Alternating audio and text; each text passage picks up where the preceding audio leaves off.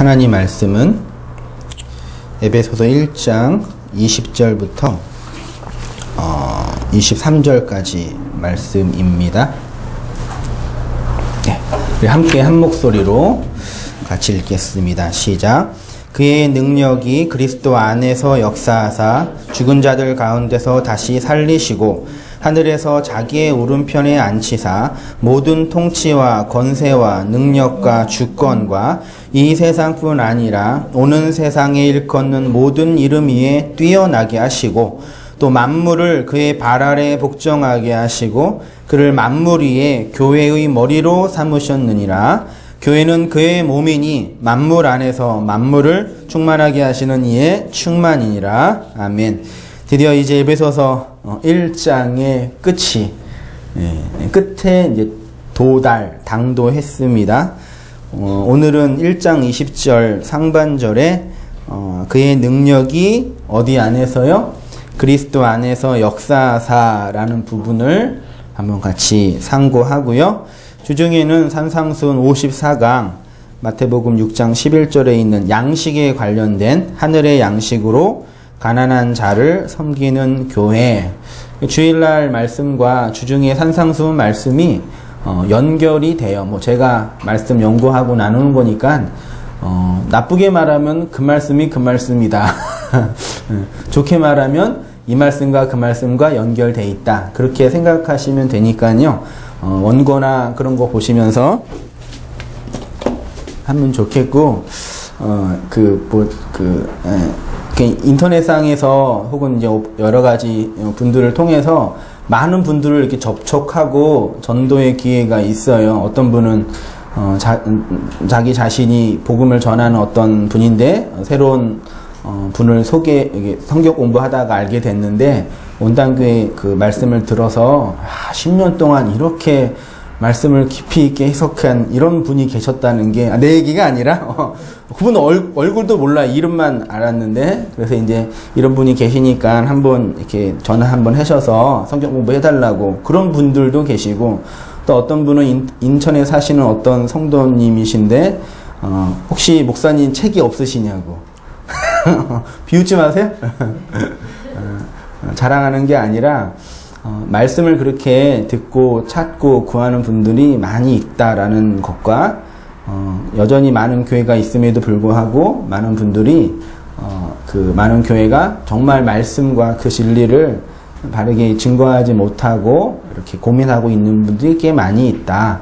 그런 것들을 이렇게 개척을 하고 또 이렇게 오프라인이나 온라인 상에서 성도들을 만나 뵈면서 느끼는 거예요. 그러니까 그분들이 정말 어떤 분들인지 잘 몰라요. 저도 어떤 의향이 있어서 그랬는지는 모르는데 어쨌든 최소한 드러나는 모양새를 보면 그런 시대이니까 여러분들 이렇게 주중에 못 오시거나 형편이 안 되시면 꼭 집에 가셔서 어떤 분들은 책을 구입하려고 문의를 하는데 여러분들은 이렇게 무료로 한다는 얘기죠. 아시겠죠? 또 다 비웃어 왜? 그렇게 주중에 가서 집에 가셔서 웬만한 큐티나 그런 거 할 바에는 차라리 말씀 읽으시면서 묵상하시면서 원고 보고 또 고민하고 그러셨으면 좋겠어요. 오늘은 에베소서 44번째입니다.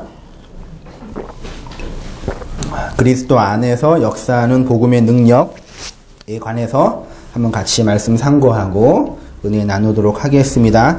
원문 해석력을 제가 이렇게 원문을 근거로 한번 제가 그 사역이라 그래 이런 것들을 번역을 했는데 1장 20절을 보시면 그 한글 성경 개역 개정판은 그의 능력이 그리스도 안에서 역사하사 죽은 자들 가운데서 다시 살리시고 하늘에서 자기의 오른편에 앉히사라고 되어 있죠.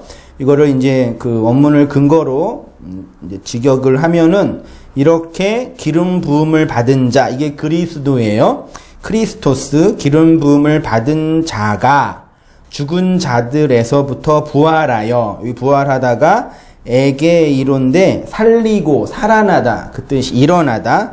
제가 부활이라고 번역을 굳이 했어요. 그 다음에 하늘에서 자기의 오른편이죠. 하늘이 에프라니오스라고 되어 있는데 하늘이 히브리어로 뭐지요? 이제 알지요?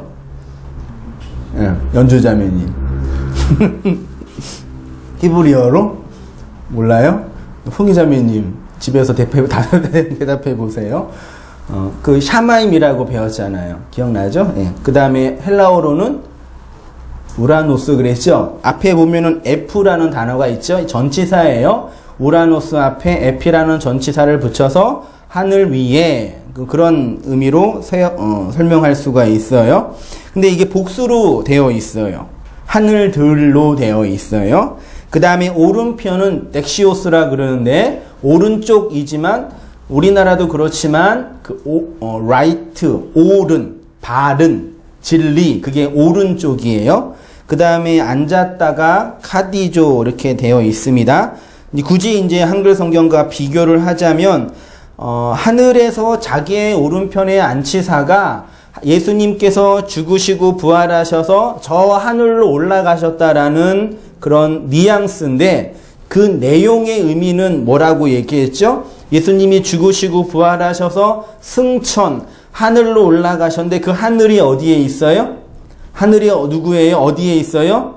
성도의 마음이 하늘이라고 제가 몇 번 말씀을 드렸죠. 그렇게 이제 20절을 한번 이렇게 번역을 해보면 좋겠고 나머지는 한번 또 기회 되시면 차근차근 보시기 바랍니다. 성도의 구원, 하나님의 주권적 사역입니다. 성도의 구원은 삼위 하나님의 주권적 사역과 그에 반응하는 성도의 뭐라고요?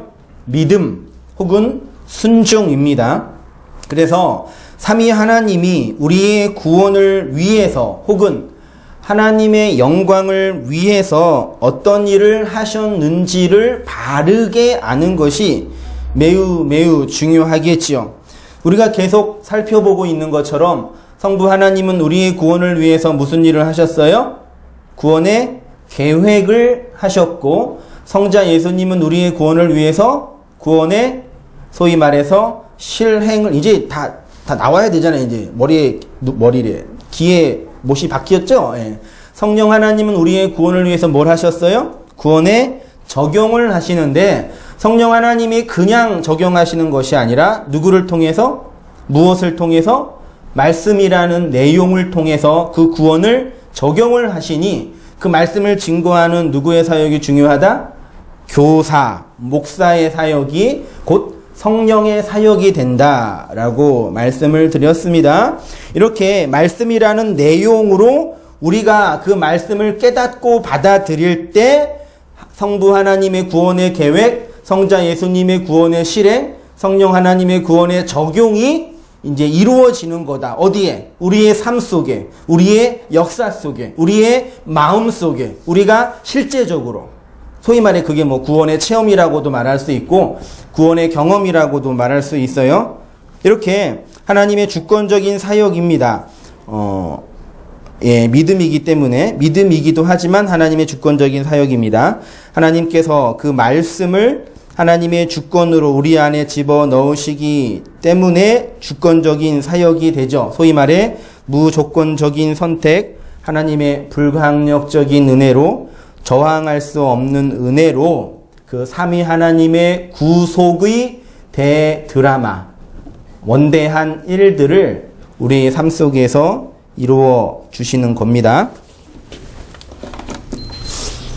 그래서 제가 성자의 구속 사역을 이제 좀 공부 깊이 나누고자 하는데 여기 보시면 그 복음의 능력을 신약 성경은 엑소시아 동그라미 한번 해보세요. 지난주 했었죠. 두 번째가 크라토스, 세 번째가 뒤나미스, 우리가 흔히 두나미스로 알고 있는 용어예요. 이렇게 복음이 우리를 구원하는 하나님의 능력이 되기 위해서는 성자 예수가 행하신 그 구속의 실행이라는 게 있는데 그것이 오늘 본문 20절부터 23절까지 그 성자 예수가 저와 여러분의 구원을 위해서 어떤 일을 하셨는지를 사도 바울이 자세하게 설명하고 있어요. 소위 말해서 예수 그리스도 기독론적인 설명을 하는데 절 보세요. 예수님이 여러분들의 구원을 위해서, 우리의 구원을 위해서 역사 속에 오셔서 어떻게 그 구속사역을 이루셨는지 살펴보자. 이 얘기가 첫 번째가 뭐예요? 예수님의 성육신, 육체의 몸을 입고 오신 하나님, 성육신 하셨죠. 그리고 인간의 몸으로 사시다가 30년 동안 사시다가 공생의 기간을 지나면서 그 일을 감당하시고 그 다음에 십자가에서 뭐 하셨어요? 죽으셨죠. 성육신, 죽으신 다음에 장사 지낸 바 되셨고, 다 사도신경에 있는 얘기예요. 사도신경 우리가 암송이래 얘기를 안 해서 그러는 건가? 죽으심, 그 다음에 뭐 하셨어요? 부활, 그 다음에 승천, 그 다음에 예수님이 승천하시고 하나님 보좌 우편에 앉아 계신 후에 뭘 보내주셨어요? 성령 하나님을 보내주셨죠. 그게 뭐 성령의 뭐다? 강림입니다. 그 다음에 마지막 날에 뭐하러 오셔요? 산자와 죽은 자를 뭐하러 오신다? 심판하러 오신다. 그래서 이게 소위 말해서 하나님의 구속사고, 이거 전체가 창세기부터 계시록까지 성경 전체의 이야기예요. 그래서 요거를 하나하나 깊이 있게 연구하고 따져보는 게 우리의 구원과 깊이 연결되어 있는 거. 다 예수님의 성육신, 예수님의 죽으심, 예수님의 승천, 예수님의 영으로서의 강림이 무엇을 위한 거예요? 누구를 위한 거예요? 우리의, 여러분들의 뭘 위해? 구원을 위해서 그 일을 하신 거예요. 그것이 내 밖에 있는 하나님, 예수님의 일이 아니라 나의 역사와 삶 속에서 일어나는 실제적인 일이 된다는 얘기죠. 그 얘기가 이제 에베소서 1장 20절부터 23절까지 쭉 나와 있어. 한번 말씀을 읽어보시면서 그 예수 그리스도가 나의 구원을 위해서 어떻게 일을 하셨는지를 차근차근 살펴보고 마음으로 담아서 그 예수의 복음을 따라 살아가는 우리가 되었으면 좋겠어요. 첫 번째로 살펴볼게 성육신입니다. 성육신은 쉽지요? 이제 예수님께서 오신 날이 언제, 성탄절이 이제 가까이 오니까 또 시내 가면은 이제 뭐 추리 같은 거 있나요, 이제? 네, 안 나가봐서 모르는데. 있어요, 없어요? 나가시는 분들 얘기 좀 해봐. 없어요? 아직 분위기 아니에요? 있죠? 그래서 크리스마스 뭐 행사, 요즘에 산타도 뭐라 그러더라? 실직의 위기가 있다고. 그런 광고 언뜻 본 것 같은데, 카피라이터로. 예수님이 12월 25일 날 오셨나요? 네? 예수님 생신이잖아요. 실제로 예수님이 언제 오셨는지 성경에는 몰라요. 그리고 추측도 안 돼요. 그러니까 어떻게 만들어졌냐면, 콘스탄틴 대제가 313년 기독교를 공인한 이후에 원래 그분이 태양 신을 숭배했던 그 이교도였잖아요. 근데 기독교로 개종을 해서 이제 기독교를 공인하려고, 제국의 종교를 기독교 하려고 이제 기독교를 이제 연구한 거죠. 근데 다른 모든 종교는 성전도 있고 제사장도 있고 예배도 있고 제의도 있는데, 기독교만 성전도 없고 제사장도 없고 성직자도 없고 되게 도통 이상한 종교예요. 그래서 그렇게 하다가 예수님이 탄생할 날을 기념하려고 했는데 태어날 자도 몰라. 근데 12월 25일이 소위 말해 태양신을 숭배했던 날이래요. 그래서 이제 태양신 숭배했던 그 콘스탄틴이 이제 예수님 믿으니까 이날을 이날로 하자. 그게 12월 25일이에요. 그래서 만약에 어떤 정부에서 이제 기독교 그 성탄절을 공휴일로 하지 말자, 그러면은 우리가 데모를 해야 돼요? 하지 말아야 돼요? 만약에, 제 추측이에요. 이 박근혜 정부가 성탄절 공휴일로 하지 말자. 그러면 어떻게 될까, 우리나라는? 난리가 나요. 기독교에서 기독교 탄압한다고 이제. 그런 거랑 상관이 없어요. 솔직히 뭐 성탄절날 교회가 더 기뻐하겠어요? 예수님 믿지 않는 사람이 더 기뻐하겠어요? 그러면 이제 필요 없으니까 안 지키냐? 그럴 필요도 없어요. 그냥 그날이 그날을 하니까 그날로 정하자. 그래서 예수님이 태어나신 날을 함께 기념하고 또 이렇게 한번 이렇게 교제도 하고 또 우리끼리 놀기도 하고 뭐 그러면 나쁘지 않잖아요.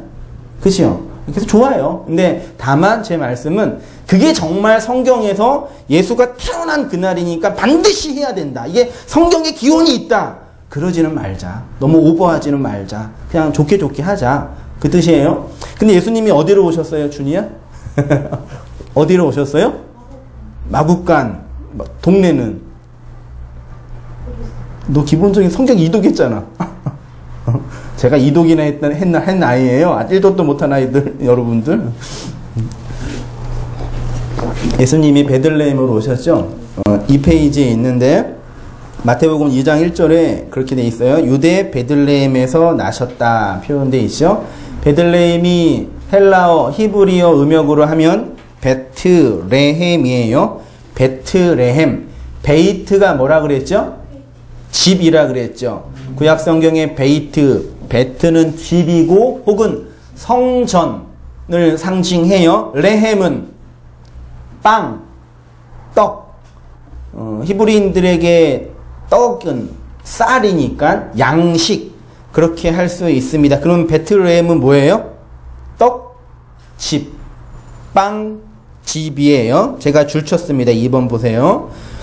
예수님께서 베들레헴, 떡집으로 오셨다라는 것에서는 우리의 떡으로, 성도의 양식으로, 성도에게 잡아먹히기 위해 누가 오셨다? 하나님이신 예수가 오셨다예요. 여러분, 여기에서 기독교의 유일성과 독특성이 있어요. 세계 어느 종교에서도 자신들이 숭배하는 그 신을 자신들이 먹고 자신들이 사용하는 종교는 없어요. 다 인간이 그 신에게 숭배하고 신의 뜻을 받들고 신의 뜻을 따라 살고, 그러니까 인간이 신을 섬기는 방식으로 진행이 돼요. 세상의 모든 종교가. 근데 기독교만이 그 신적인 존재가 인간의 몸을 입고 오셨는데 또 왜 오셨냐? 그 인간의 밥으로 잡아먹히려고 오셨다라는 얘기예요. 이게 의미하는 바가 매우 커요. 그래서 우리 준이가 말했던 것처럼 어디로 오셨어요? 마국간에 어디로? 밥그릇에 오신 거예요. 짐승과 같은 우리 인간에게 잡아먹혀서 그 인간을 뭐 하려고 그렇게 오신 거예요. 요한복음 6장 48절에 내가 곧 생명의 떡이니라. 나는 하늘에서 내려온 살아있는 떡이니, 예수님께서 스스로 자신을 생명의 떡이라고 하십니다. 사람이 이 떡을 먹으면 뭐 한대요? 영생하리라. 내가 줄 떡은 세상의 생명을 위한 내 살이니라 하시니라. 이렇게 하늘을 상징하는 성전에서 하늘의 양식, 말씀을 주시는 것이에요. 예수님이 이 역사 속에서 말씀으로 오신 거죠. 그 예수가 우리의 성전이 되셔서 하늘의 떡을 말씀이라는 내용물로 주셨습니다. 그래서 예수님이 사람이 떡으로만 사는 것이 아니라 뭘로 산다? 말씀으로 사는 거다라고 말해요. 예수님을 떡으로 먹으면 그 떡이 우리에게 뭐가 된다고요? 네, 말씀이 돼요. 그래서 그 떡을 먹은, 그 양식을 먹은 성도는 그 말씀으로 살아갈 수 있는 자가 된다라는 말이에요. 이렇게 예수님을 통해 떡을 말씀으로 받은 성도를 뭐라고 해요? 성전이라고 합니다. 성전이 뭐냐면 하늘의 양식을 나누어 주는 곳을 말해요.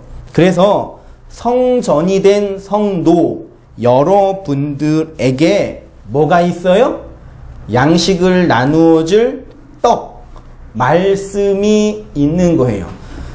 구약 성경에서의 성경은 성막과 성전으로 종교적인 제의를 드리는 곳을 상징해요. 어떤 장소지.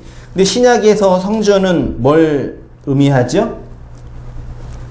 진리를 마음으로 받은 예수를 그리스도로 믿는 여러분 자신이 성전이죠. 그러니까 교회에서 건물을 지어놓고 이게 하나님이 계시는 성전이다. 우리도 교회가 조그마니까 성전을 건축하자. 그래서 건축 헌금, 성전 건축 헌금을 하자라는 것은 성경적인 원리가 아니죠. 성전을 건축한다라는 건 누구를 건축하는 거예요? 네, 여러분 한 사람 한 사람을 하나님의 말씀으로 진리를 담지한 성전으로 하나하나 세워가는 게 성전 건축이에요, 사실은요. 저는 사실은 여러분을 이렇게 말씀으로 성전을 건축하고 있는 또 다른 의미에서 건축업자가 되겠죠. 그런데 이 성전에서 뭘 나눠준다고요? 양식을 나누어 준대요. 하늘의 양식을 나누어 주는 곳이 성전이에요. 창세기 41장 55절 보시기 바랍니다. 애굽 온 땅이 굶주림에 백성이 바로에게 부르짖어 뭘 구해요? 뭘 구해요? 양식을 구해요. 근데 그 양식을 누가 나누어 줘요? 제가 줄 다 쳐줬잖아요. 요셉이 나누어 줘요. 요셉은 누구를 상징해요? 죽고 부활한 예수 그리스도를 상징하는 건 당연해요. 맞죠? 그리고 그 예수를 믿고 있는 성도 자신도 말하는 거예요. 애굽 온 땅, 이 세상이라고 하는 애굽 온 땅이 기근으로 굶주려 있어요. 먹을 양식이 없어요. 근데 누가 양식을 나눠준다고요? 예수를 상징하는 요셉만요. 말라기 3장 10절 만군의 여호와가 이르노라 너희의 뭐요? 온전한 11조 잘 아시죠? 예, 네, 11조 잘해요. 온전한 11조를 하래요. 11조 없다고 해가지고 얘가 큰일 나보니까 위험했어 아주. 요즘에 11조 없다고 2단으로 몰려요. 11조 있어요? 11조 잘하세요? 이심전심 뭔지 아시죠? 네, 제 말이 그 11조를 어디다 드리래요? 어디다 드려요? 창고에. 이게 베이트예요. 집이에요. 성전이에요. 그러면 나의 집에 양식이 있죠. 그럼 그것이 뭐예요? 하늘의 문이 열린 거고 너희에게 그 복, 바라크의 하늘의 복이 임한 거예요. 온전한 11조, 10의 하나, 10의 대표, 그 양식을 여러분의 마음에 담으면 그것이 하늘의 복이 돼서 그 양식 없는 영혼들에게 나누어주는 자가 되는 거죠. 마태복음 24장 45절 충성되고 지혜 있는 종이 되어 성경에서 충성되고 지혜 있는 종은 누굴까요? 네, 한성민 목사. 충성스러운 어떤 집사님, 충성스러운 우리 어떤 청년, 헌신적인 성도, 그리고 우리가 충성스러운 종이 되자 그러잖아요. 그게 아니라 충성되고 지혜 있는 종은 예수님이에요. 맞죠? 예수님께서 뭐 하신대요? 사람들에게 때를 따라 뭘 나누어 준대요? 양식을 나누어 줘요. 예수님이 양식을 나누어 주려고. 아니, 그분 자신이 직접 양식이 되려고 이 세상에 오신 거죠. 그 얘기 하는 겁니다. 잠언 20장 13절. 너는 잠자기를 좋아하지 말라. 졸지 마세요. 그러면 어떻게 돼요? 가난하게 돼요. 내 눈을 뜨라. 그리하면 뭐가 족하리라? 양식이 족하리라. 잠언 이런 말씀을 그대로 윤리와 도덕적으로 문자적으로 해석해서 가난한 사람은 아니 잠을 많이 자는 사람은 가난하게 된다. 실제로 상관이 없어요. 미인은 잠 많이 자야 돼요. 그 잠을 잘 자야지 몸이 건강해요. 그렇죠? 그러니까 토요일 날 잘 주무시고 오세요. 오셔서 힘들어하지 마시고 아프지 마시고 예, 컨디션 잘 조절하고 오셔요. 오후에 있는 단 한 번에 있는 예배인데. 잠언 22장 9절 선한 눈을 가진 자는 복을 받으리니 이는 양식을 누구한테? 가난한 자에게 주민이라. 이렇게 성전이 된 성도가 양식을 나누어 주는 자가 되는 겁니다. 여러분 성전이죠? 네, 대답을 하세요. 성전이시죠? 그러면 여러분이 성전이면 그 안에 뭐가 있어요? 하늘에 양식이 있어요. 그게 뭐 질이 좋냐, 뭐 아주 많냐, 뭐 그거보다 있어요. 그럼 그 양식을 뭐 하는 거예요? 나누어 주는 거예요. 일주일 동안 살다가 그 양식을 여러분의 역사 속에 다 나누어 주면 양식이 있어요, 없어요? 고갈되죠. 그래서 뭐가 필요해요? 주일날 와서 말씀 나누고 성경을 공부해서 다시 양식을 받는 거죠. 그런데 양식에 대한 감각이 없는 사람, 양식을 나누어 주지 않는 사람은 그 양식에 대한 필요도 못 느끼니까 이런 말씀이나 이런 예배나 이런 성경 공부에 대한 준비나 갈망이 있어요, 없어요? 그거 없는 거예요. 그래서 형식적이고 의식적인 것에만 몰두하면서 실제 그 말씀의 내용에 대해서는 관심이 없는 그런 시대가 되는 거죠. 양식을 많이 저장하시기 바랍니다. 내가 바랍니다 한다고 바라는 건 아니지만, 되는 건 아니지만, 잘 담아서 그 양식을 가난한 사람들에게 잘 나누어 줄 아는 그런 진짜 성전이 되셔야 돼요, 여러분. 네? 진짜 성전이. 그냥 기독교 종교인이 아니라요. 결이야, 피우피우 하지 좀 마. 예배 좀 잘 드리기로 했잖아. 왜 그래, 오늘? 줄 쳐, 빨리. 아빠 온 거 보고. 쟤네 불쌍해, 참. 이게 진짜 강팍하잖아요. 요한복음 6장 53절 보세요. 예수께서 이르시되 내가 진실로 진실로 너희에게 이르노니 인자의 살을 먹지 않고 인자의 피를 마시지 아니하면 너희 속에 뭐가 없다? 생명이 없느니라. 내 살을 먹고 내 피를 마시는 자는 영생을 가졌고 마지막 날에 내가 그를 다시 살리리니 내 살은 참된 양식이요 내 피는 참된 음료로다. 내 살을 먹고 내 피를 마시는 자는 내 안에 거하고 나도 그의 안에 거하나니 살아계신 아버지께서 나를 보내심에 내가 아버지로 말미암아 사는 것 같이 나를 먹는 그 사람도 나로 말미암아 살리라. 이렇게 우리가 예수의 살과 피를 양식으로 먹는다라는 건 무슨 뜻이겠어요? 우리가 예수를 양식으로 먹었다는 얘기는 그 예수를 우리가 뭐 했다는 얘기예요? 죽였다는 얘기죠.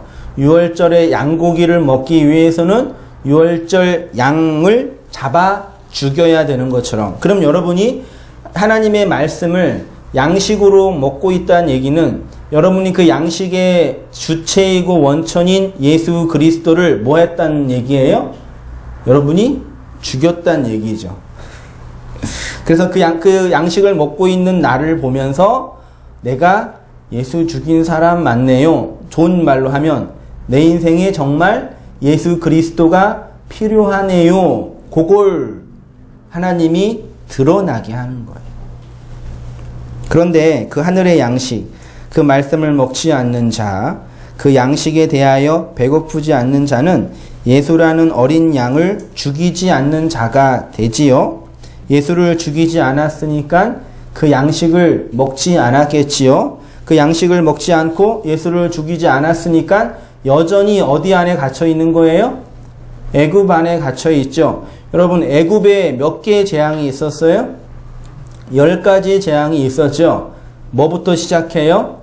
피, 개, 이, 파.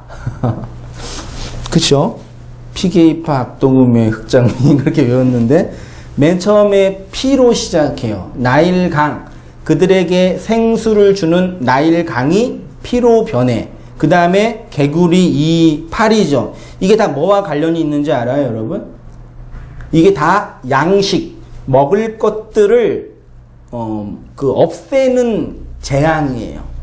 물을 못 먹게 하고, 개구리 이 파리가 양식, 메뚜기가 다 가축을 다 죽이잖아. 그러니까 이 재앙을 통해서 성경을 읽고 있는 독자인 여러분들, 우리들은 어떻게 봐야 돼요? 애굽이라는 곳은 재난이 많이 있다, 살기 어렵다, 그런 개념이 아니라 거기에는 뭐가 없다? 양식이 다 파괴된 곳이다라는 걸 확인해야 돼요. 애굽의 인류가 만들어낸 문화와 문명은 거대한데 하나님이 재앙을 내리셔서 그 양식, 정말 인간이 먹고 살 수 있는 그 양식은 애굽에 없어요. 왜? 하나님의 재앙으로 이 세상에는 그 양식이 없잖아요. 그래서 성전으로 그 양식을 찾는 자들이 모이는 거예요. 아시겠죠? 근데 애굽에서는 하나님이 10가지 재앙을 주셨는데 출애굽한 이스라엘 백성에는 뭘 주셨어요? 10가지 말씀을 주셨잖아요. 그게 뭐예요? 10계명이에요. 그 10계명은 하나님의 말씀이잖아요. 사람이 떡으로 사는 것이 아니라 하나님의 말씀으로 사는 것이니까, 아하, 10계명은 하나님의 백성이 하나님이 주신 그 양식을 의미하는 거겠네요. 그 양식 먹고 이 광야에서 내가 구원받은 하나님의 자녀라는 걸 알게 되겠네요. 그게 하나님 백성이라는 얘기죠. 아시겠죠? 애굽에 있으면 그 양식이 없어서 자신의 자아와 욕망의 확장만을 위하여 살게 되죠. 하나님 없는 이 세상 모든 사람들이 뭐 종교든 정치든 문화든 경제든 스포츠든 본질은 다 이거입니다. 인간의 보편적인 욕망, 나의 욕망을 부추기고 드러내고 나타내 보이는 거예요. 여러분이 진리의 말씀을 양혼의 양식으로 먹고 있다는 것 자체가 여러분들이 예수 그리스도를 죽여 십자가에서 죽인 자로 폭로된 것이겠죠. 그래서 그 양식 먹고 이렇게 구원받은 겁니다. 지금까지 말씀 다 이해할 수 있으시죠? 네. 역설과 상징을 잘 받아주셨으면 좋겠어요. 막 설교 듣고 예수를 먹어야 된대. 내가 예수를 먹어야 된대. 예수를 살해해야 된대. 예수는 살해의 대상이다. 이 말 자체만 보더라도 끔찍한데. 예수는 섬김의 대상이 아니라 살해의 대상이라. 무슨 말인지 알겠죠? 네. 이해되세요? 안 되시면 계속 들어보세요. 원고 있으니까. 그 다음에 20절부터 부활과 승천과 강림과 재림에 대한 그런 예수 그리스도의 구속사를 쭉 말씀해주고 있습니다. 제가 한번 천천히 읽어볼게요. 20절부터 설명된 예수 그리스도의 구속 사역은 죽으심과 부활과 승천이에요. 그리고 21절부터는 모든 통치와 권세와 통치와 주권과 이 세상과 앞으로 오는 세상에서 가장 뛰어난 분이라고 설명하고 22절에서는 구속사를 완성하기 위해서 결국 뭘 만드셔요?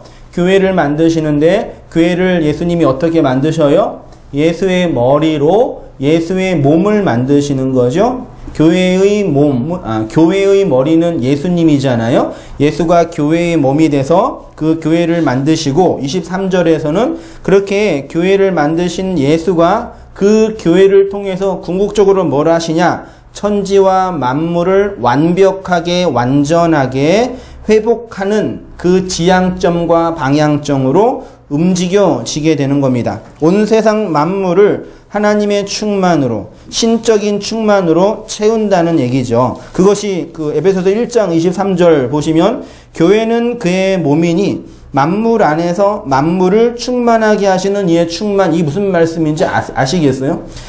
아무리 봐도 이게 뭔지 저는 잘 모르겠어요. 한글 성경 아무리 봐도. 교회는 그의 몸인데 만물 안에서 만물을 충만하게 해? 또 그 충만이래. 22절 보세요. 또 만물을 그의 발 아래 복종하게 하시고 그를 만물 위에 교회의 머리로 삼으셨느니라. 이 세상의 머리가 예수님이네요. 근데 이 세상에 예수님을 머리로 인정하나요? 아니죠. 아주 극소수만 예수를 머리로 인정하죠. 이런 차이점을 이제 어떻게 성경 본문을 통해서 설명해 나가도록 할게요.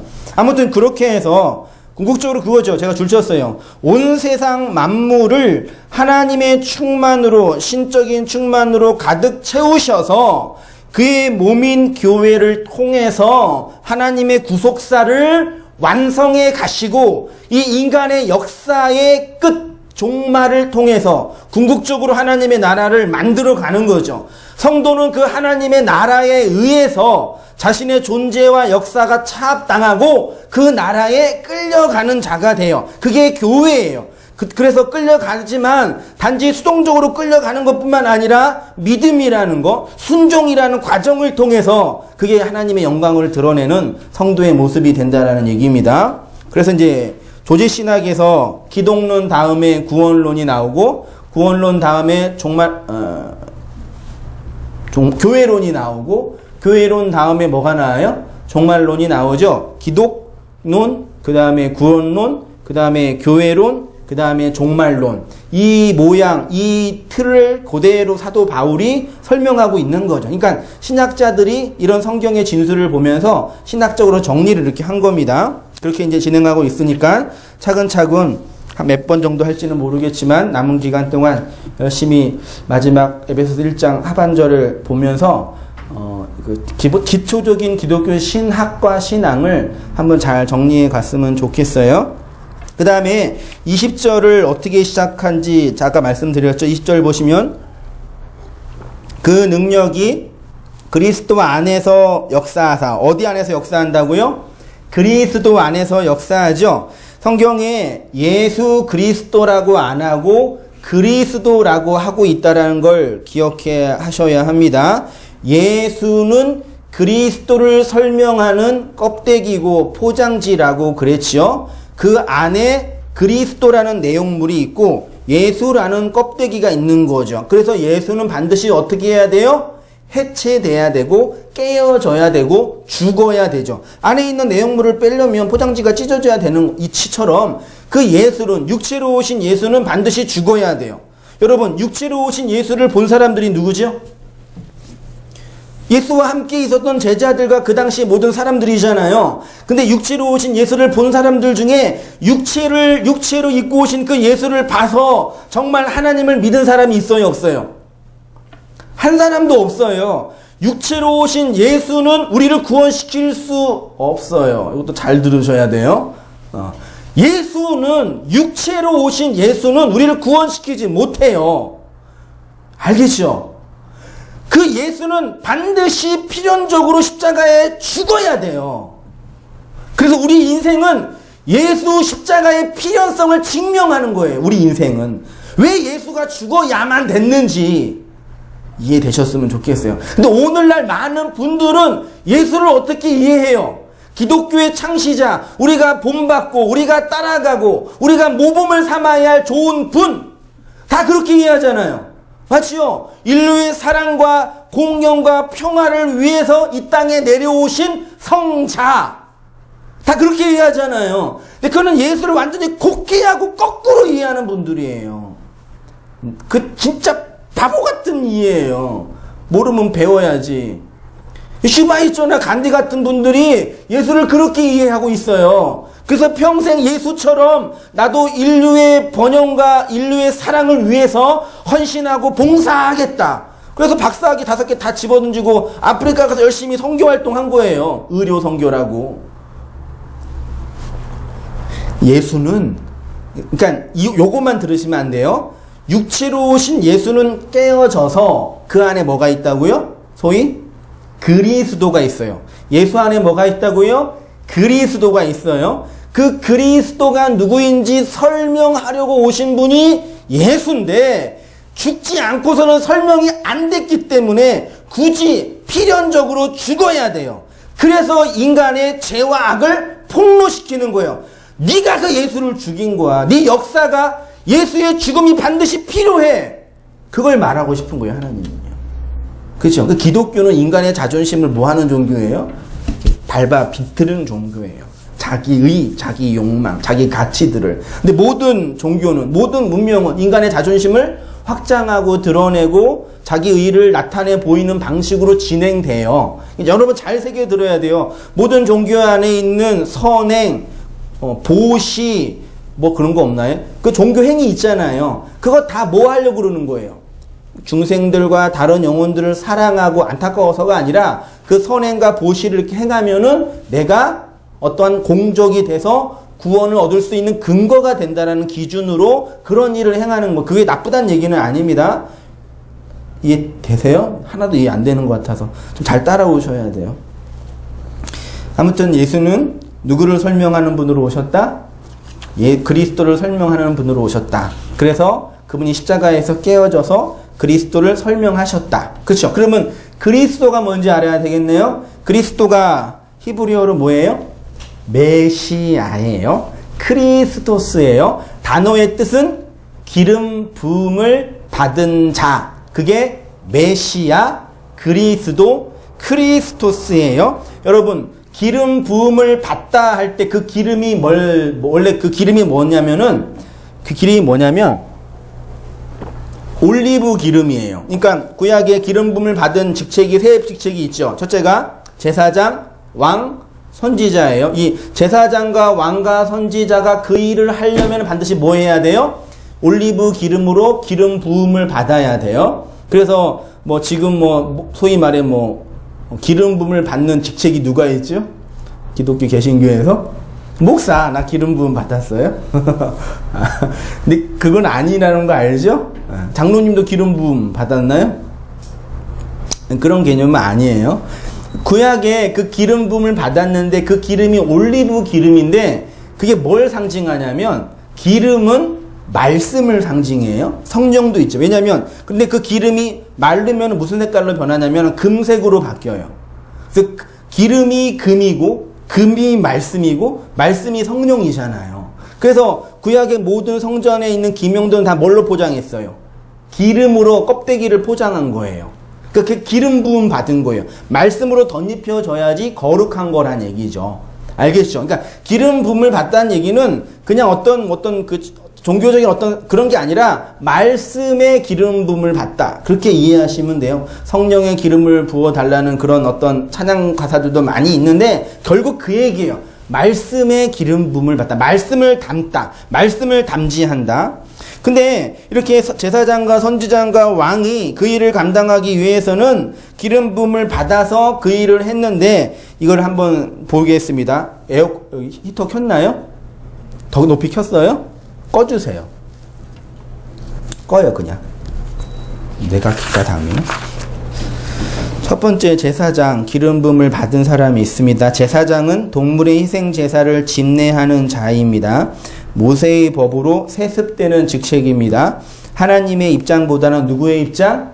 인간의 입장에 서기 때문에 전통과 관습의 영향을 많이 받겠지요. 그래서 정체되고 정치적으로는 보수적이고 그리고 이제 부패할 가능성이 많이 있죠. 실제로 이스라엘 종교, 유대교의 부패의 원흉은 제사장 그룹이었고 예수님은 십자가에 못 박은 대표적인 그룹이 대제사장 가문이었어요. 요한복음 2장에 예수님께서 성전을 정화하는 사건이 나오죠. 그러면서 하시는 말씀이 뭐예요? 내 아버지의 집을 너희가 도적의 구렬로 만들었다. 그러면 성전 안에서 그 돈을 파는 사람, 양을 파는 사람들 다 채찍으로 했잖아요. 그때 성전에서 성전에서는 그 성전 세를 낼 때 제사장이 임명한 그 곳에 가서 세를 내야 되는데 세금을 바꿀 때 환전을 할 때 그 50%를 받아 먹었대 걔네들이요. 어마어마한. 그리고 양 같은 거를 가지고 와서 이제 제사를 드려야 되잖아요. 근데 이 양을 성전 주위에 가축 시장이 있대요. 근데 그 가축 시장을 누가 관리해요? 제사장이 관리하는 거예요. 근데 멀리서 올 때 양을 갖고 왔는데 이 양이 제사장이 마음에 안 들면 그걸 캔슬해요. 그럼 제사 드려요? 못 드려요? 못 드려요. 그럼 어떻게 해야 돼요?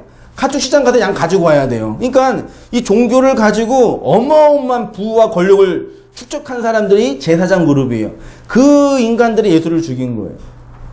오늘날 누구처럼. 그 사법권과 입법권과 행정권까지 가지고 있어서 막대한 권력으로 그 당시 유대교 안에 있었던 사람들이에요. 근데 뭐 그런 부패도 있지만 제사장 자체는 누구를 상징한다? 예수 그리스도의 희생, 예수 그리스도를 상징하죠. 두 번째 그룹이 이제 선지자 그룹입니다. 기름 부음을 받은 사람들. 선지자는 모세 오경의 말씀을 바르게 해석하여 하나님의 백성에게 전하는 직책을 감당해요. 율법을 가르치는 일을 레위인들이 하기는 했는데 레위인보다 좀 더 깊이 했어요. 왜요? 이스라엘 백성이 하나님의 백성들이 구약의 여호와의 말씀, 특히 모세 오경의 말씀을 바르게 이해하지 못하고 준행하지 못하고 있었을 때 하나님이 누구를 보내셔요? 선지자를 하나님의 주권으로 보내셔요. 그래서 선지자 중에는 다양한 그 그룹이 있어요. 이사야 같은 인물은 왕족이에요. 예스겔 같은 인물은 제사장이고, 근데 아모스 같은 인물은 뽕나무 재배했던 농부예요. 다양한 직업군이 있는데 그 직업을 해다가 하나님께서 신적인 비전과 꿈을 확 불어넣으셔서 야 이제 가서 네가 이스라엘 백성에게 이 나의 말을 전해.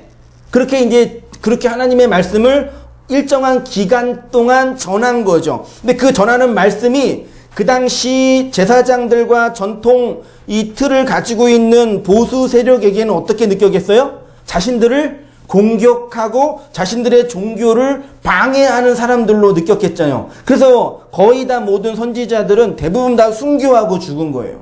갑자기 하나님께서 계시를 받았다고 나타나서 성전에 갔는데 성전에 와가지고 제사를 드리러 오는 이스라엘 백성들을 향해서 야 니네 그런 제사 더 이상 필요 없어. 더 이상 동물의 제사 필요 없어. 그따위로 예배 드리지 마. 당장 집어치워. 이런 식으로 말을 하니까 제사 드리고 오는 분들이 뭐예요?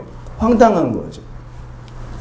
근데 그분 선지자들이 했던 말의 중요한 핵심은 어떤 신적인 계시를 받아서 막 한 것이 아니라 어떤 말씀을 설명한 사람들이에요?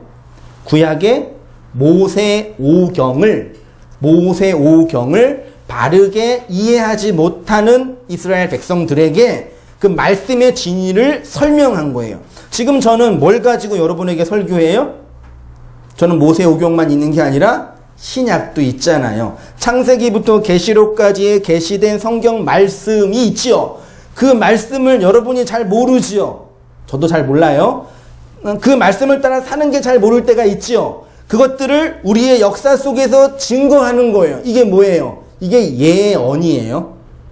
설교고. 그러니까 신약 성경의 예언은 여러분의 미래에 대해서 얘기해 주는 거, 점쟁이들이 얘기해 주는 거 있잖아요. 네. 그거는 성경이 말하는 예언이 아니에요. 근데 어느 교회 보니까 진짜 이게 예배 드리고 집회한 다음에 335 모여서 한 2-3명 모여서 기도해 주는 거예요. 좀 영성이 강한 사람이 기도해 줘가지고, 예를 들어서 우리 연주자매 기도해 주는 연주자매가 앞으로 이제 직장 생활 하는데 이런 사람들은 조심해야 되고, 형제가 나타나면 이렇게 해야 되고, 그렇게 막 얘기해 주는 거, 뭐, 그러냐고.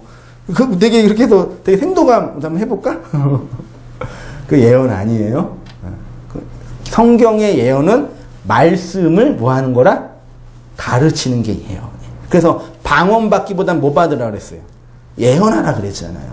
방언은 개인적으로 하나님과의 관계에서 멈추는 거지만 예언을 하는 것은, 복음을 전하는 것은 많은 사람들에게 유익이 되니까. 그래서 선지자들이 받았던 그 말씀은 내용은 어디에 있다고요? 모세오경에 다 있는 거예요. 너희가 모세오경의 내용을 제대로 못 지키고 있으니까 하나님께서 이스라엘 백성의 특별한 사람들을 세워서 기름 부어서 그를 통해서 말씀을 전하는 거죠. 그런데요, 재미있는 게 안타까운 게 뭐냐면, 구약성경을 잘 읽다 보면요, 구약성경에 이스라엘 백성이 부패하고 타락하고 망가졌을 때 가장 먼저 망가진 그룹이 누구예요? 그게 바로 선지자와 제사장이에요. 선지자와 제사장 그룹이 타락할 때 이스라엘 백성의 종교가 타락했어요. 오늘 그 얘기를 잠깐 하도록 할 테니까요. 좀 본문 보세요. 여기 온풍기 켜주세요. 이제 예레미야 23장 9절이 있는데 3페이지랑 4페이지요. 여러분 예레미야는 자주 읽지 않죠? 되게 긴데 또 여러분 인자는 또 언제 읽어보겠어요? 집에 가서 안 읽겠지만 성경은 꼬박꼬박 읽으세요. 진짜요. 네. 한번 길지만 되게 중요해요. 네, 중요하고 반드시 짚어 가야 되니까 제가 한번 빨리 읽어볼 테니까 여러분이 눈으로 따라오시면서 어떤 내용인지 확인해 보시기 바랍니다. 예레미야 23장 9절 이하입니다. 선지자들에 대한 말씀이라. 내 마음이 상하며 내 모든 뼈가 떨리며 내가 취한 사람 같으며 포도주에 잡힌 사람 같으니 이는 여호와와 그의 거룩한 말씀 때문이라.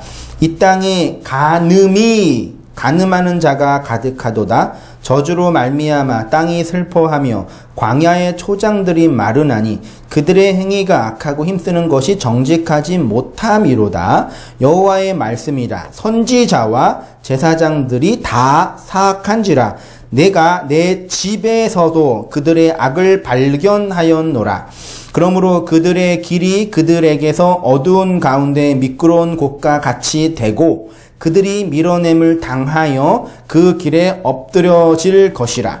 그들을 벌하는 해에 내가 그들에게 재앙을 내리리니 여호와의 말씀이니라. 내가 사마리아 선지자들 가운데서 우매함을 보았나니 그들은 바알을 의지하고 예언하여 내 백성 이스라엘을 그릇되게 하였고 내가 예루살렘 선지자들 가운데도 가증한 일을 보았나니 그들을 간음을 행하며 거짓을 말하며 악을 행하는 자의 손을 강하게 하여 사람으로 그 악에서 돌이킴이 없게 없게 하였은즉 그들은 다 내 앞에서 소돔과 다름이 없고 그 주민은 고모라와 다름이 없느니라. 그러므로 만군의 여호와께서 선지자에 대하여 이와 같이 말씀하시니라. 보라, 내가 그들에게 쑥을 먹이며 독한 물을 마시게 하리니 이는 사악이 예루살렘 선지자들로부터 나와서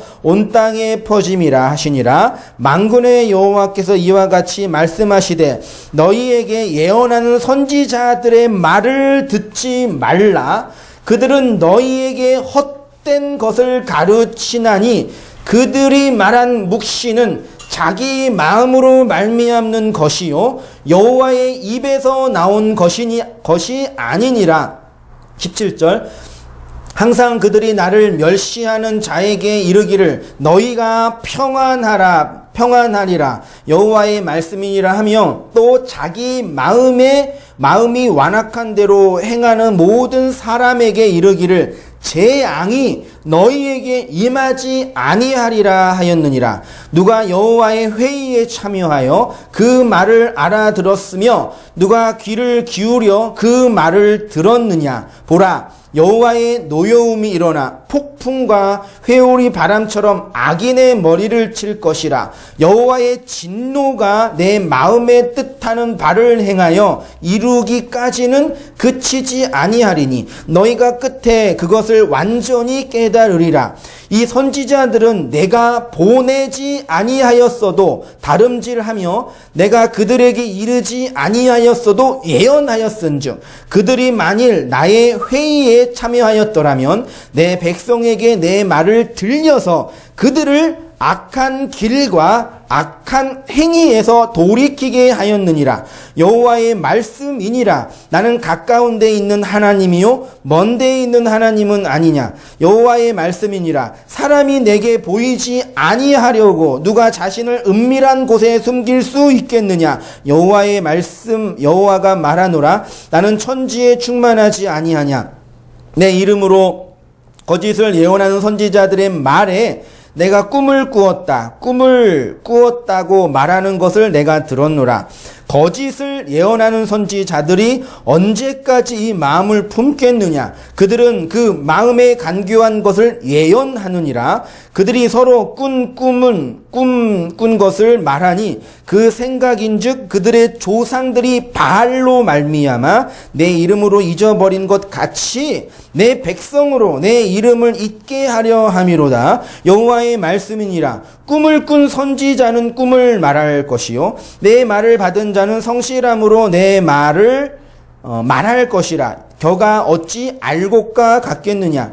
여호와의 말씀이니라. 내 말이 불같이 아니하냐. 바위를 쳐서 부서뜨리는 방망이 같이 아니하냐. 여호와의 말씀이라. 그러므로 보라, 서로 내 말을 도둑질하는 선지자들을 내가 치리라. 여호와의 말씀이니라. 보라, 그들이 혀를 놀려 여호와가 말씀하셨다는 선지자들을 내가 치리라. 여호와의 말씀이니라. 보라, 거짓 꿈을 예언하여 이르며 거짓과 헛된 자만으로 내 백성을 미혹하게 하는 자를 내가 치리라. 내가 그들을 보내지 아니하였으며 명령하지 아니하였나니 그들은 이 백성에게 아무 유익이 없느니라. 여호와의 말씀이니라. 예레미야가 이 말씀을 성전 뜰에서 열심히 선포했겠죠. 그래서 어떻게 됐어요? 죽도록 맞았어요. 창고에, 감옥에 갇히고 나중에 이제 순교했다고 전승은 얘기하는데 되게 개혁적이죠. 좌파적이고 이 말씀은 잘하면 니만 선지자냐? 그 말 들었겠죠. 나중에 집에 가셔서 꼭 한번 묵상하시고 너무 이렇게 그 선지서가 구약 성경의 3분의 1이에요. 소위 말해서 12 하여튼 선지서가요. 되게 중요해요. 그러니까 모세 오경을 바르게 이해하는 원리 중 하나거든요. 봅시다. 여러분, 거짓 선지자와 참된 선지자, 하나님이 보낸 선지자와 자기의 의로 행하는 선지자의 차이점이 무엇이죠? 어떻게 구분할 수 있죠? 거짓 선지자는 악해요? 윤리적으로 문제가 있어요? 음란해요? 돈 많이 밝혀요? 그런 거 안 나와 있네요. 참된 선지자는 깨끗해요? 도덕적으로 순결해요? 착해요? 좋은 말해요? 그런 거 안 나와 있죠. 잘 분별해야 돼요. 14절을 한번 14절 다시 보시기 바랍니다. 14절에 제가 줄친 거 있는데 14절에 내가 예루살렘 선지자들 가운데서 가증한 일을 보았나니 그들은 간음을 행하며 거짓말을 하며. 선지자들은 뭐 한대요? 윤리적으로 문제가 있네요. 이게 지금 간음한 사람이네요. 거짓말도 한대요. 그리고 또 뭐예요? 악을 행하는 자의 손을 강하게 하여 사람으로 그 악에서 돌이킴이 없게 하였은즉. 선지자가 간음하고 거짓말해서 뭐 한다는 얘기예요? 악 속에 빠져있는 사람들을 돌이키지 못한다라고 얘기해요. 이게 이제 중요해요. 거짓 선지자는 뭐 하는 사람이다? 악에 빠져있는 사람들에게 진리를 던져서 그 악에서 나오게 하는 게 선지자의 직임이거든요. 근데 거짓 선지자는 괜찮어, 평안해, 할만해, 나쁘지 않아, 계속 그래서 그 안에 있게 하는 게 거짓 선지자예요. 맞죠? 근데 그 말이 간음이고 거짓말이라고 하는 거예요. 여러분, 제가 누누이 말씀드리지만 성경을 읽으면서 의문이 되거나 문제가 안 될 때 옆에 뭘 펴야 돼요? 예를 들어서 성경을 읽는데 옆에 이해가 안 되면, 단어가 이해가 안 돼, 그럼 뭘 펴야 돼요? 국어 사전을 펴고 성경을 읽으면은 그건 죽는 겁니다, 여러분. 그거는 진짜 뭐 5, 6가 아니라 그냥 죽자고 그냥 가는 거예요. 예를 들어서 지금 간음과 도둑질이 있잖아요. 우리가 생각하는 간음이 뭐예요? 준이야, 간음이 뭐예요? 국어 사전적인 의미. 불륜이 간음이에요? 뭐 성적으로 문제가 있는 거 하여튼 있잖아요. 그 혼전 순결 안 하는 건 간음이에요? 그런 식으로 본문을 이해하면 돼요, 안 돼요? 안 돼요. 근데 우리 다 그렇게 이해해요. 여러분, 구약의 선지자들은 다 윤리적으로 착했어요, 그분들이요. 얼마나 그 절도 있게 생활했는데요. 예? 혹은 도둑질은 뭐예요? 남의 물건 빼앗는 거잖아요. 얘네가 무슨 도둑질 했어요? 그러니까 국어 사전 펴놓고 얘기하면 안 돼요. 심지어 사랑 같은 거. 여러분, 사랑이 뭐예요? 유재석이 말하는 당신은 사랑받기 위해 태어난 사람. 당신은 사랑받기 위해 얘기해 주더라고요. 그거 사랑이에요? 아니죠. 그게 나쁘다는 얘기가 아니라, 제 뭘 말하냐면은 성경에 대한 이해는 국어 사전이나 도덕과 윤리적인 차원에서 이해하면 절대 안 돼요. 그래서 신학적 작업이 굳이 필요한 거예요. 굳이. 예. 그 성경의 언어를 바르게 이해해야 된다는 얘기예요. 십계명의 진위, 간음과 도둑질을 설명할게요. 십계명 중에서 인간에 대한 계명은 6계명부터 10계명까지죠. 6계명이 뭐예요? 살인하지 말라, 간음하지 말라, 도둑질하지 말라, 거짓 증거하지 말라, 탐내지 말라. 이게 5개의 인간에 관한 계명이죠. 이 5개의 10계명을 예수님께서 산상수훈 5장에 가셔서 4개로 설명해 주셨는데, 살인과 간음과 거짓 증거, 도둑질을 함께 본 거죠. 예수님은 거짓 증거가 도둑질이라고 보신 거예요. 그리고 사랑이에요. 그게 마태복음 5장에 하울링 심해요? 나와 있어요. 살인이 뭐냐? 단순히 사람을 죽이는 것이 살인이 아니에요. 우리는 여태까지 살인을 어떻게 이해했어요? 예수님께서 형제를 미워하고 형제에게 욕하는 것도 형제를 살인하는 거라 그랬죠.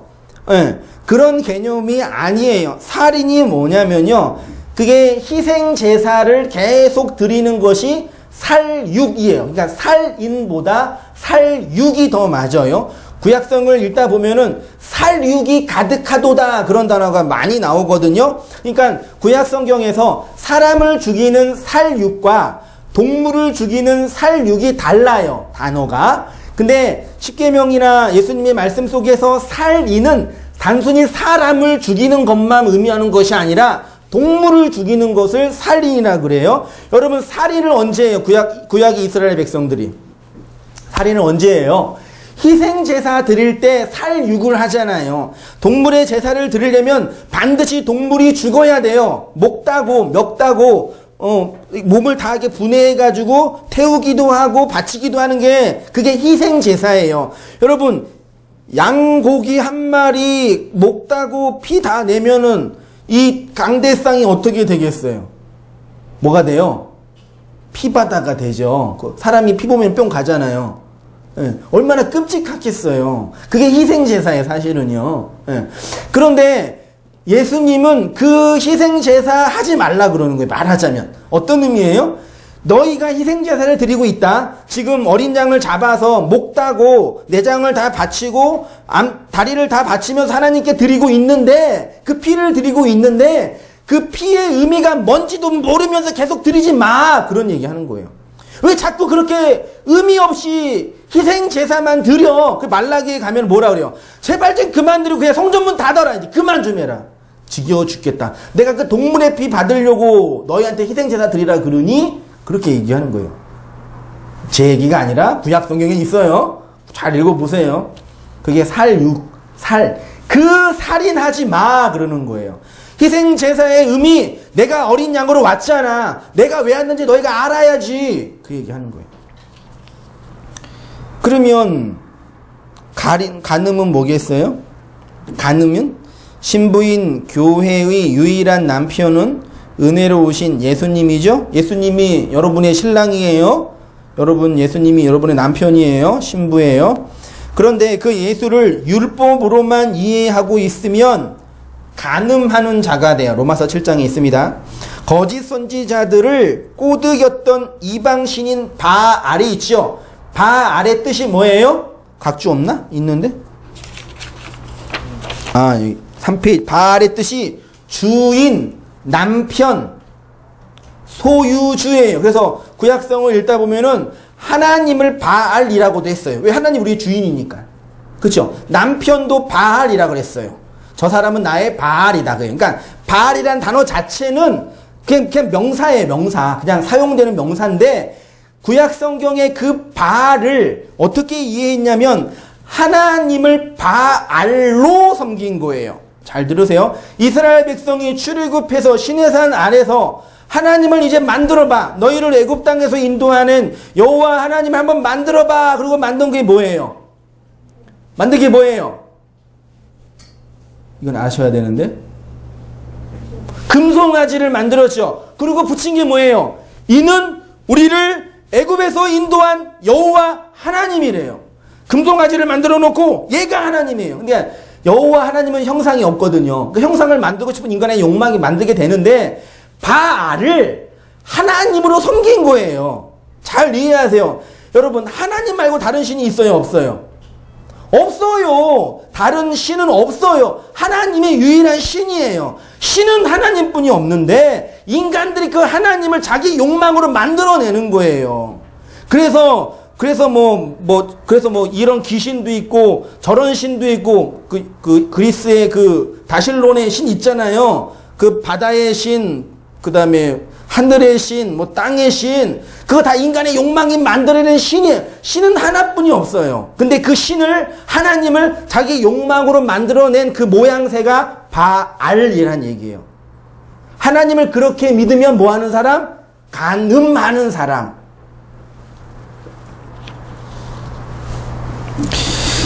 거짓 선지자 부분입니다. 간음은 율법을 통해서 우리의 영원한 신랑이신 예수 그리스도를 설명해야 되는데 어린 양의 제사를 통해서 이 어린 양의 제사가 궁극적으로 말하는 게 뭐야?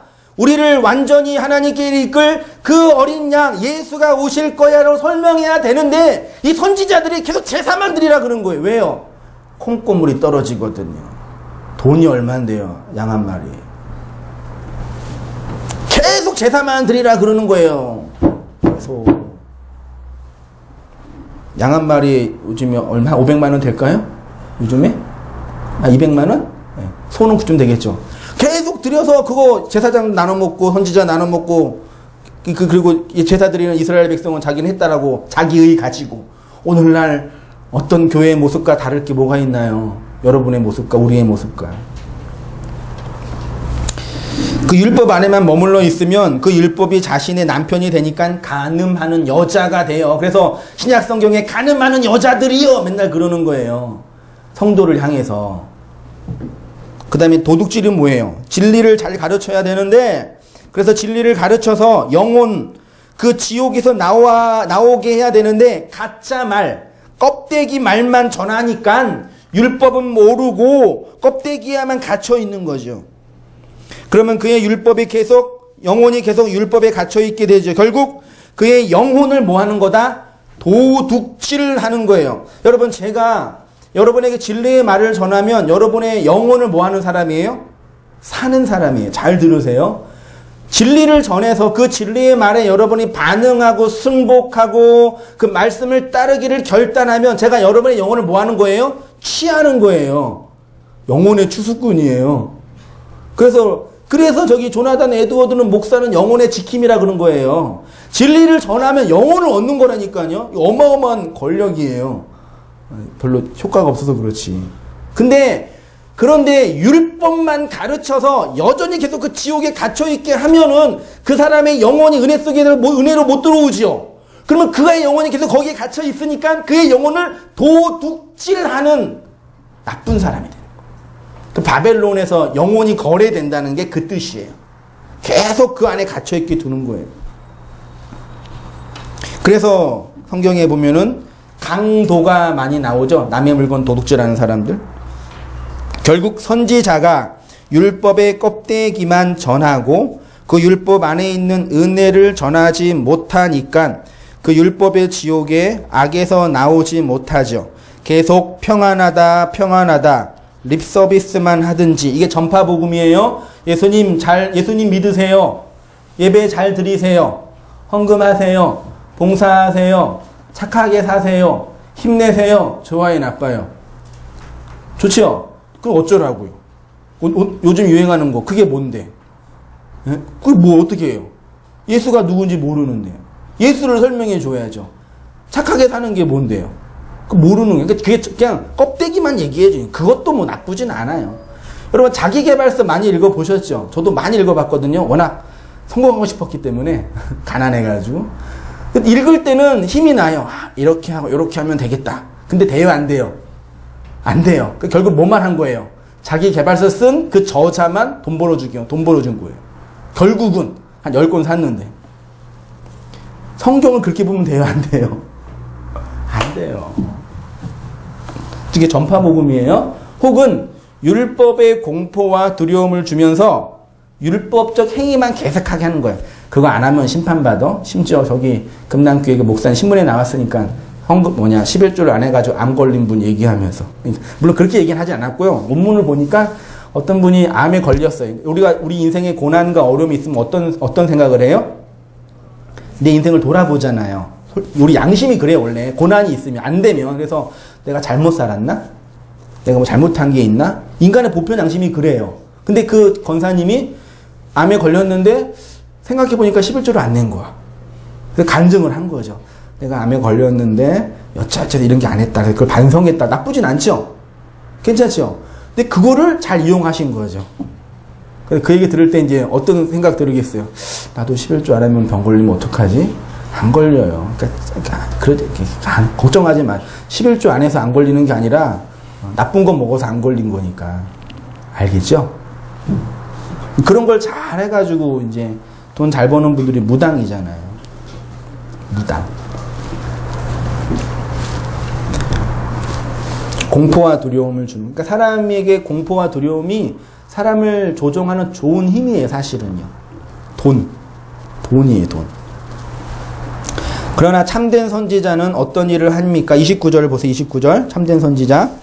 29절에 보면 여호와의 말씀이니라 내 말이 불같이 아니하냐 바위를 쳐서 부서뜨리는 방망이 같이 아니하냐.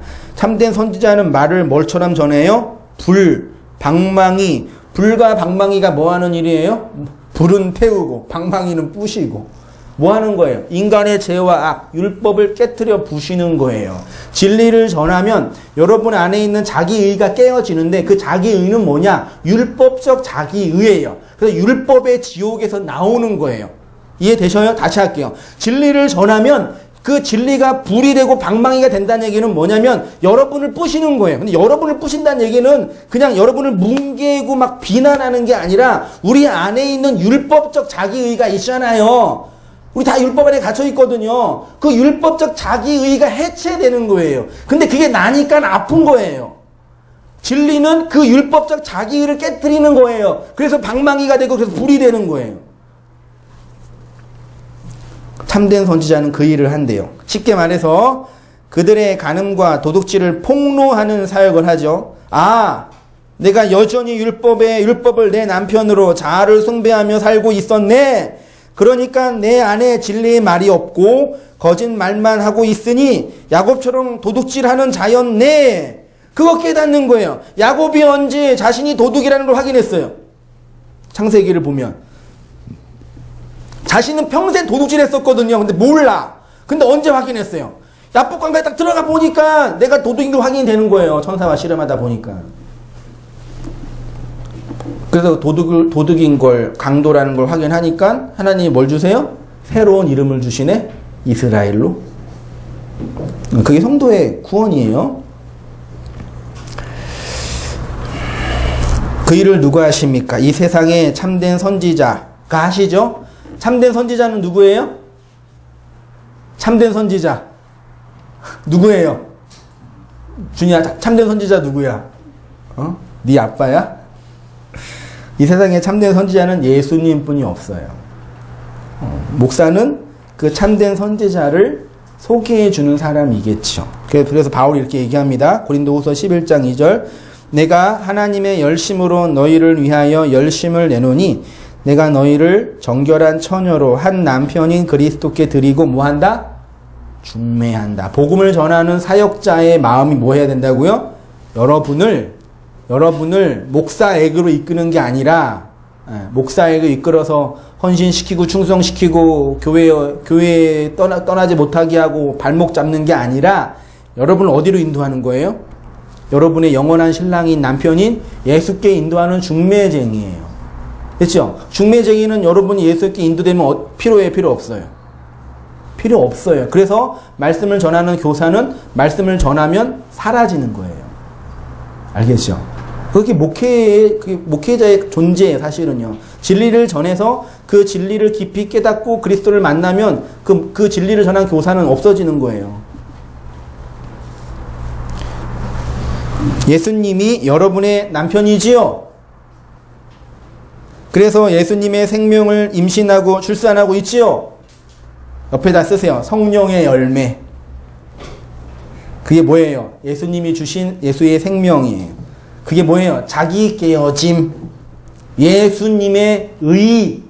그게 생명이 임신되고 출산하는 내용이에요. 여인이 남편을 만나면 자신의 인생을 그 남편에게 빼앗깁니다. 결혼도 안 하시는 분들에게 죄송하지만 그래서 사랑이라는 콩깍지가 껴야지만 결혼을 할 수 있는 거예요. 남편의 아이를 낳게 됩니다. 그런데 거짓 선지자는 가짜 남편 바알을 소개하겠죠. 그리고 평안할 거야, 행복할 거야, 열심히 해 라고 하든지 아니면 율법적 공포를 주면서 그렇게 하면 별받아. 바알을 남편으로 모시고 있는 율법 안에 갇혀있는 사람은 무슨 열매를 맺어요? 육체의 열매. 그게 뭐예요? 자기의. 괜찮아요. 돈 많이 있으면. 성공하면 이 자기의 괜찮아요. 얼마나 좋아요. 떠벌리고 자랑하고 폼내고 있으면.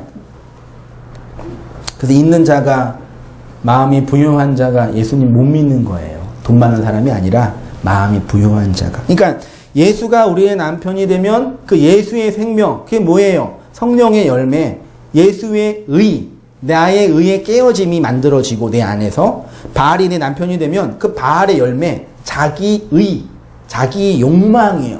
이해되죠? 교회 안에 잘 보세요, 여러분. 저 사람이 자기 의로 가득해 있는지, 예수의 의로 가득해 있는지, 그거 보여요, 안 보여요? 예. 네. 그거 못 보면 여러분 안에 예수 의 없는 거예요. 그건 보여요, 당연히. 뭐 정지하고 미워하라는 얘기가 아니라. 그거 보여요. 평생 동안 살아. 여러분, 우리가 뭘 먹든지 뭘 먹으면 그 먹는 효과가 나타나지, 몸에서요. 나타나잖아요. 그 사람이 평생 율법을 먹었으면 율법의 열매가 나와요. 맞죠? 은혜를 먹었으면 은혜의 열매가 나와요. 그러니까 역사는 인생은 살아봐야지 알아요. 예, 한 번뿐이 없는 게 문제예요. 그러니까 잘 살아야 돼요. 잘 먹어야 되고. 여러분 뭐 먹고 계셔요? 은혜 먹고 계시죠? 예, 예수의 의 있지요? 여러분의 의가 부정되고 있지요? 대답을 안 하니 이거. 우리가 예수님을 믿으면, 예수의 신부가 되면 우리의 모든 것이 예수께 차압당합니다. 그 차압 속에는 행복과 만족도 있지만 고통과 저주와 공포도 있어요. 그러니까 제가 예수님 믿으면은 자기가 깨어진다, 우리의 인생이 없어진다라는 거 부정적으로만 얘기하는데, 긍정적인 것의 해체만 있는 것이 아니라 부정적인 것의 해체도 있어요. 고통과 저주와 공포도, 저주도 하나님이, 예수님이 가지고 가셨어요. 예수님이 우리의 저주를 다 받았어요. 그래서 성도에게는 저주가 없어요. 단지 출산하고 아기 키우는 고난과 고통이 있을 뿐이에요. 애굽에는 10가지 재앙이 있고 광야에는 10가지 말씀이 있는 거예요. 10가지 재앙이 힘들까요? 10가지 말씀이 힘들까요? 그렇게 예수님의 신부로 살아가는 자가 성도이고 교회입니다. 그 남편은 우리에게 나쁜 거 주시는 분이 아닙니다. 좋은 거 주십니다. 그래서 남편 자랑 많이 하시는 성도님 되시기를 주님의 이름으로 축원드립니다. 오늘 유난히 길어서 죄송해요.